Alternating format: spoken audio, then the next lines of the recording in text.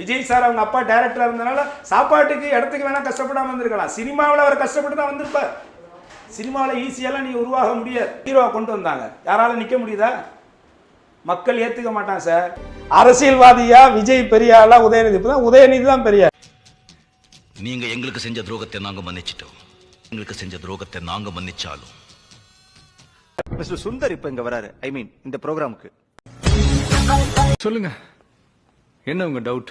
விஜய் பெரிய நடிகரா, உதயநிதி பெரிய நடிகரானா உதயநிதி சின்ன நடிகர், விஜய் பெரிய நடிகர். அதுதான் உங்க சந்தேகம்னா என் கம்பெனி சிஇஓ போஸ்ட இந்த நிமிஷமே நான் ரிசைன் பண்றேன்.